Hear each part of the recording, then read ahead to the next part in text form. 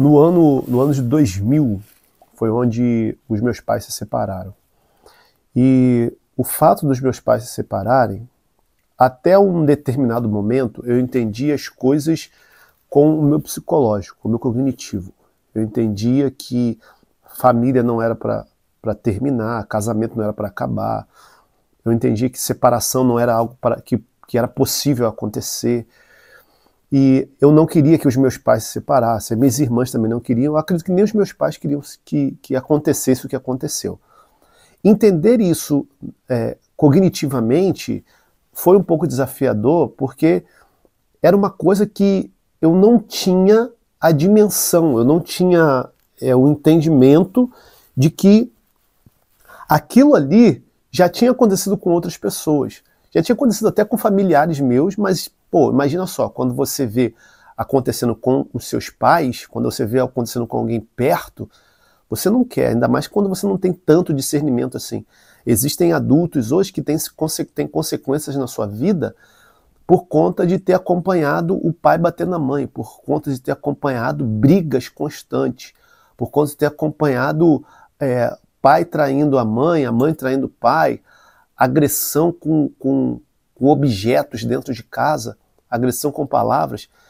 Então isso, para o filho que não tem tanto discernimento, é muito ruim. Quando os meus pais se separaram, eu me lembro que a minha mãe, ela tinha ido para levar minhas irmãs da escola, e eu fiquei em casa sozinho, meu pai chegou, e foi toda aquela coisa, né? Foi muito constrangedor, foi muito difícil para mim.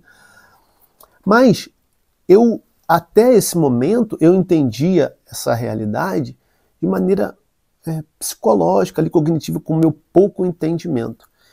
E eu não sabia que aquilo ali ia gerar muita consequência na minha vida, como gerou muitas consequências na minha vida. Consequências afetivas, psicológicas, emocionais.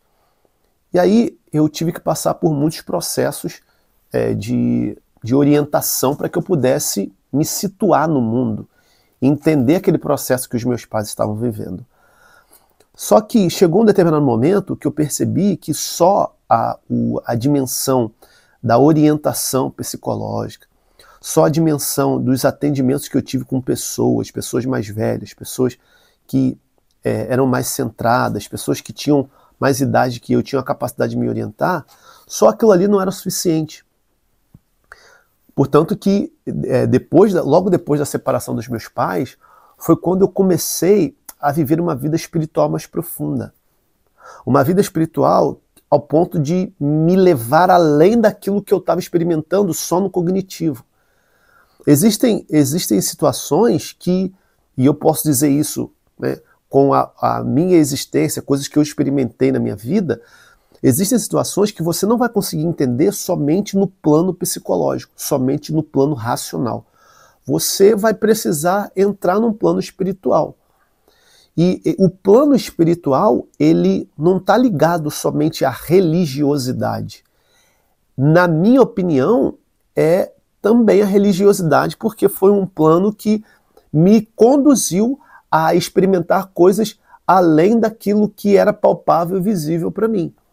O plano espiritual, entrar a viver uma vida de oração, viver uma vida de espiritualidade, me fez vencer algumas coisas que só cognitivamente eu não estava conseguindo superar. Só cognitivamente não estava sendo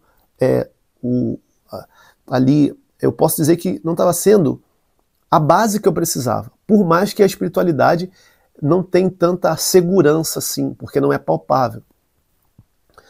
E aí eu comecei a viver uma vida um pouco mais profunda espiritualmente. Quando eu comecei a viver essa vida mais profunda espiritualmente, eu comecei a ter como se a minha cabeça, a minha mente, ela fosse se expandindo na compreensão do que era racional. Eu comecei a associar o racional ao espiritual. E caminhando com essas duas pernas, que eu posso dizer duas pernas, né? Tem autores que dizem que são duas asas, a razão e a fé, a humanidade e a espiritualidade. Quando eu comecei a unir essas duas realidades, eu comecei a entender melhor o processo de que eu não tinha que culpar o meu pai nem culpar a minha mãe, de que eu tinha que tomar consciência da minha vida, daquilo que aconteceu comigo e daquilo que eu tinha possibilidade de mudar, independente da opção que eles fizeram, independente das escolhas que eles fizeram. O casamento dos meus pais foi um casamento, na minha opinião, maravilhoso. Só que, ao longo do caminho, muitas coisas eles não conseguiam resolver mais, como acontece com muitos casais. Às vezes não conseguem resolver muitas coisas e chegam à conclusão de que as intempéries, os contratempos, as divergências são tantas que às vezes não conseguem sustentar o casamento. Só que os filhos passam por sofrimentos. Às vezes o casal, eles não procuram resolução de problema, procuram culpar um ao outro. E isso fere os filhos, como também fere ambos que estão ali no casamento. Mas quando eu comecei a viver essa vida mais profunda, eu comecei a olhar para a minha vida e ver quem eu era, a minha origem. Comecei a olhar para o meu pai e a partir do que eu olhava para o meu pai, eu comecei a interrogar. O que eu comecei a fazer? Por que meu pai é assim? Por que minha mãe é assim? Por que meu pai tem esse tipo de comportamento? Por que minha mãe tem esse tipo de comportamento? Dentro desse aspecto, foi quando eu comecei a entender mais quem era o meu pai. Eu perguntava situações a ele, eu perguntava situações às minhas tias, que são mais velhas que o meu pai. Perguntava coisas a tios mais velhos, perguntava a primos mais velhos, para que eu pudesse entender quem era esse cara que é o meu pai. Ali eu comecei a entender de maneira mais profunda e espiritual da onde eu estava vindo. Certo? Isso aí foi do lado do meu pai. Do lado da minha mãe, como eu tive muito mais proximidade com a minha mãe, eu comecei a fazer perguntas a ela e querer saber qual era a história dela. E minha mãe tinha muito mais facilidade de falar sobre a vida dela, sobre a história dela. E conforme a minha mãe ia falando para mim sobre a história dela, eu ia entendendo um pouco mais as reações da minha mãe, os traumas dela, os traumas do meu pai, a origem, a minha avó, as minhas tias, os meus tios, o meu avô. E depois que eu me deparei com a história do meu pai, com a história da minha mãe, eu comecei a ir além dessa história. Aí eu comecei a acessar coisas muito mais profundas na minha existência. Eu comecei a associar um plano vivencial, um plano de vida muito mais profundo. Porque eu conheci a origem dos meus pais e comecei a ter clareza o que eu que estava aqui, né, vamos colocar assim, meu pai, minha mãe e eu aqui no meio. Tinha minhas duas irmãs, eu estou trazendo aqui o meu ponto de vista, como eu me encontrei na situação. Eu estava aqui diante de duas histórias e o que eu ia fazer com a minha vida diante dessas duas histórias? Eu poderia repetir o que os meus pais fizeram ou eu poderia fazer algo diferente. E aí, nessa de mergulhar numa vida espiritual, foi onde eu comecei a entrar de maneira mais profunda na minha vida. Cara, aí tem uma chave que, lendo um livro do Viktor Frankl, que se chama A Presença Ignorada de Deus, tem um trecho que eu reli aqui na página 52, que eu falei assim, foi isso aqui que aconteceu comigo que me fez entender com profundidade, de maneira espiritual, o que eu fui vivendo e por que eu consegui fazer outras escolhas. Por que eu consegui entender melhor o processo existencial, o meu processo existencial, o processo que os meus pais viveram, sem culpá-los, o processo que eu vivi a partir das feridas que eu adquiri, do que eu acompanhei os meus pais vivenciando e o que eu deveria fazer com a minha vida, independente do que eles fizeram com a vida deles, sem deixar de amá-los. Eu tô te falando uma parada que é muito profunda, tá? Eu tô te falando uma parada que, se você conseguir entender isso na tua vida, você vai conseguir abrir inúmeros horizontes de possibilidades. Você vai conseguir abrir inúmeros horizontes de avanços na sua vida. Você vai conseguir abrir inúmeros horizontes de potencialidades que estão aí em você, só que tem coisas travando porque você ainda não conseguiu, de maneira espiritual e profunda, entender quem é você. entender qual é a sua história, entender qual é a história dos seus pais e entender o que você precisa fazer a partir disso. Na página 52, o Viktor Frankl, ele fala sobre o ser humano irreligioso e o ser humano religioso. Religioso aqui é o espiritual, essa dimensão espiritual. Só que aqui, quando ele fala religioso e irreligioso, traz essa conotação meio que de religião. Por quê? Porque ele fala dessa religião, dessa espiritualidade, dessa busca por algo maior e mais profundo. Aí ele diz assim, ó, o ser humano irreligioso é, portanto, aquele que aceita a sua consciência na sua faticidade psicológica.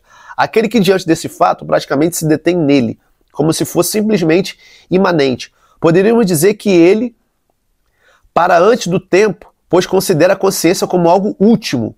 Ou seja, o ser humano que não vive a espiritualidade, vive com o seu raciocínio, a sua razão, como se fosse algo último. Ou seja, se eu não tenho possibilidade de ir além daquilo que eu estou raciocinando, que eu estou pensando, então a minha vida se resume a somente isso. Eu não consigo transcender, eu não consigo ir além, eu não consigo avançar. E se eu não consigo avançar, eu fico limitado. A pessoa que não tem uma espiritualidade, que não vive a sua espiritualidade, ela para no seu psicológico, ela para nas suas limitações, ela não consegue ir tanto à frente. E eu não estou dizendo que você tem que ser católico como eu sou católico. Eu não estou dizendo que você tem que se confessar como eu tenho que me confessar, como eu me confesso. Eu não estou dizendo que você tem que rezar como eu rezo. Eu não estou dizendo que você tem que ler a Bíblia como eu leio. Eu não estou dizendo que você tem que fazer retiros como eu faço. É a minha linha para seguir uma vida espiritual. Que nessa linha, nesse segmento, eu tive um encontro comigo mesmo. Óbvio que eu tive encontro pessoal com Deus. Óbvio que eu quero viver a santidade. Óbvio que eu quero viver com Deus. Óbvio que eu quero... Isso para mim faz sentido. De maneira que quando eu não vivia essas coisas, eu não conseguia encontrar o sentido.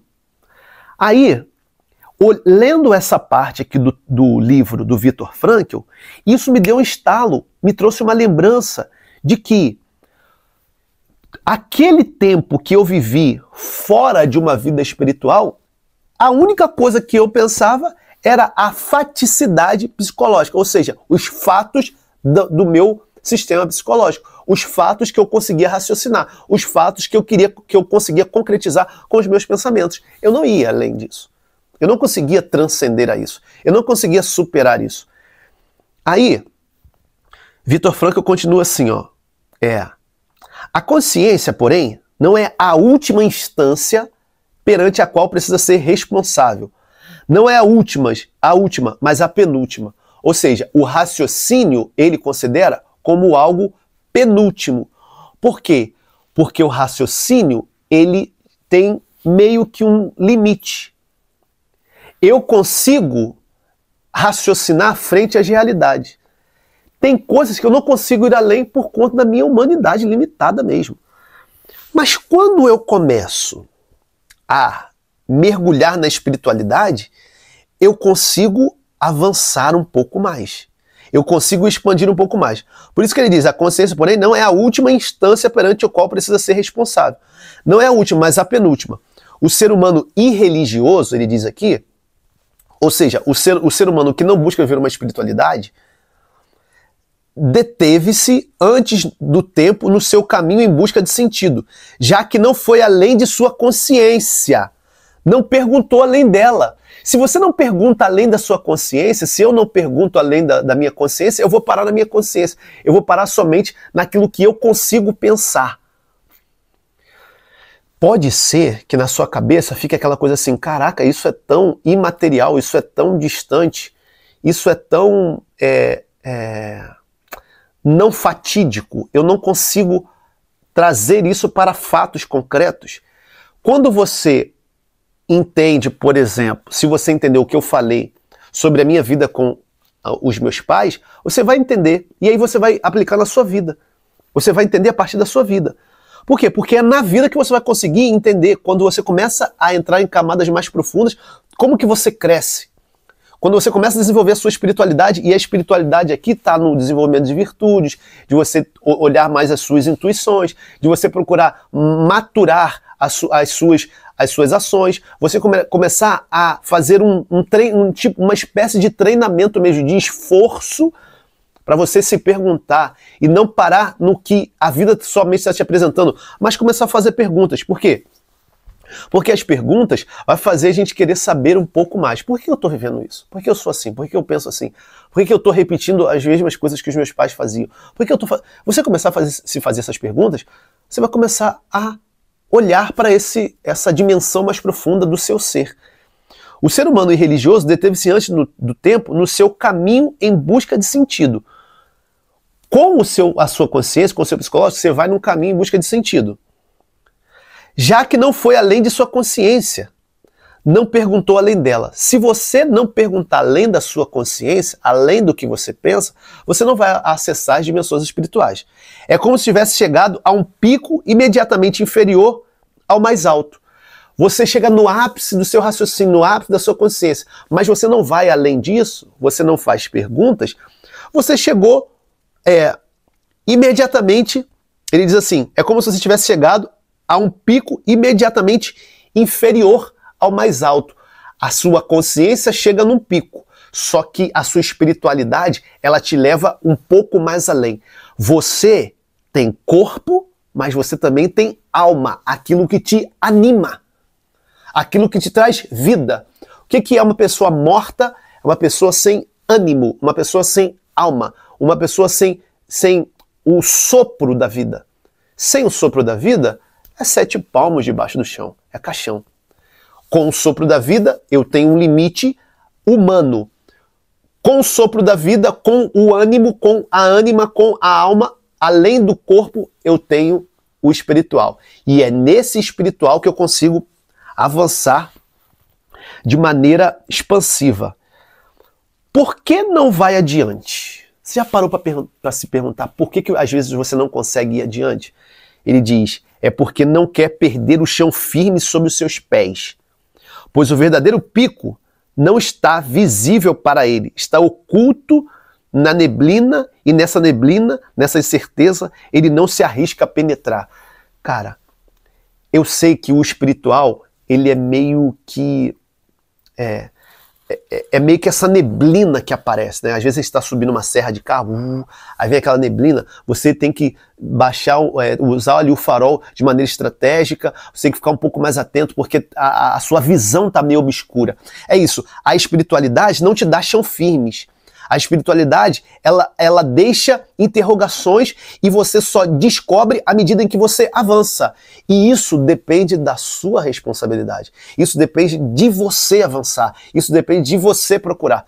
Todas as vezes que eu procurei, todas as vezes que eu fui, mesmo nas interrogações, mesmo sem o pé estar firme, mesmo diante das neblinas da vida, que eu avancei um pouquinho mais, eu consegui acessar coisas muito mais profundas dentro de mim mesmo e consegui entender o que eu estava vivendo.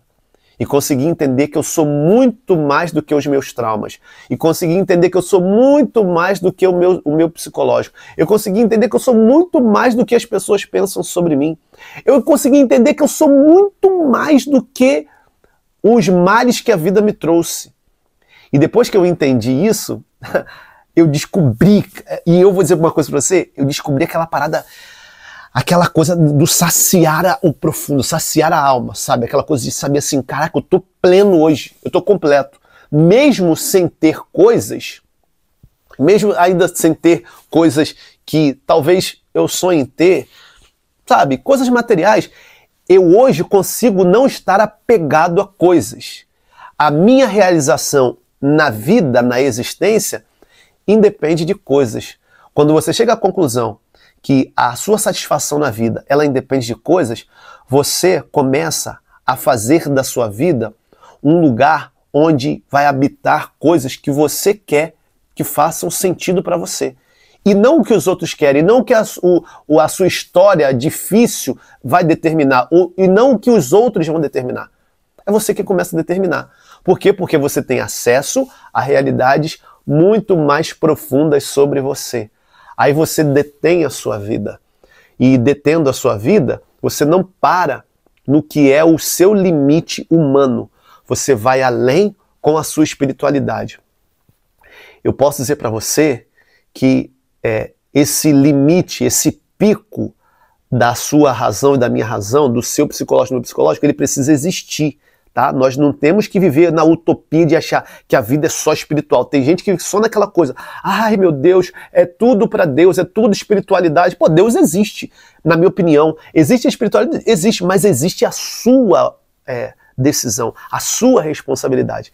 E diante disso, não tem como nós fugirmos. Nós precisamos enfrentar e, a partir disso, dar acesso àquilo que é mais profundo, àquilo que é mais alto, àquilo que transcende, àquilo que vai além de nós, que é a espiritualidade. Foi uma partilha, foi uma conversa, foi uma ideia. Espero que possa expandir também a sua existência, a sua mente, assim como expandiu a minha e tem expandido. E eu espero estar contribuindo com a expansão também da sua vida, com o entendimento melhor sobre as questões que você está vivendo, para que você também possa crescer junto comigo. Eu estou crescendo, quero crescer mais e quero também poder contribuir com a sua vida. Se esse vídeo te tocou, se algo ficou relevante para você, ou se você conseguiu chegar até o final desse vídeo aqui, deixa aí o seu comentário, deixa o seu like, se inscreva no canal, é importante, e vamos seguir juntos esse caminho de crescimento, não só psicológico, mas psicológico, físico e espiritual. Eu tenho certeza que isso vai trazer para você sentido na vida, vai trazer para você espiritualidade, vai trazer para você maturidade, para que você, ao enfrentar as realidades da sua vida, você consiga não fugir de nenhuma delas, mas enfrentar e vencer, se superar e crescer. Um grande abraço, fique com Deus e até mais. Tchau, tchau. Valeu.